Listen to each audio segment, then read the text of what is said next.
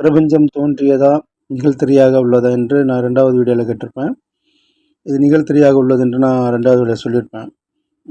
இந்த நிகழ்த்திரை என்பது நிகழ்ந்து கொண்டிருக்கின்ற ஒரு திரை. இருந்தாலும் அதற்கு ஒரு தொடக்கம் என்பது கண்டிப்பாக இருந்தாக வேண்டும் அல்லவா? அந்த தொடக்கம் எப்படி என்பது நான் அதை பற்றி நான் இப்போ சொல்கிறேன்.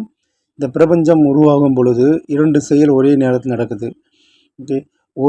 முதல் செயலாக ஹம் என்ற ஒரு ஓசை எழுகின்றது. இந்த ஓசையோடு மிகப்பெரிய நீலத்திரை வெளிவெளி, இந்த நீலத்திரை வெளிவெளியானது ஓசையோடு பயணிக்கின்றது. இந்த ஓசையோடு நீலத்திரை வெளிவெளி என்கிற ஒரு செயல் ஒளியோடு இந்த வெட்ட வெளியாக்கி கொண்டே அது பயணிக்கின்றது.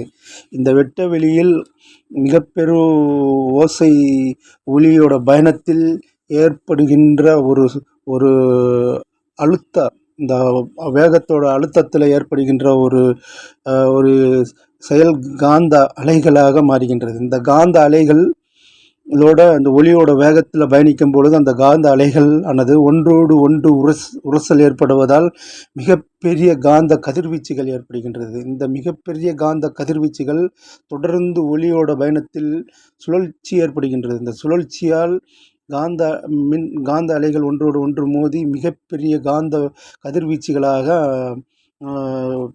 பயணிக்கின்றது. இந்த பயணத்தில் ஏற்படுகின்ற அடுத்த நிகழ்வு தான் மிக பிரம்மாண்டமான இந்த பிரபஞ்சத்தோட அடுத்த கட்ட செயல் நடக்கின்றது. அதை பற்றி நான் உங்களுக்கு அடுத்த வீடியோவில் என்ன என்று சொல்கின்றேன்.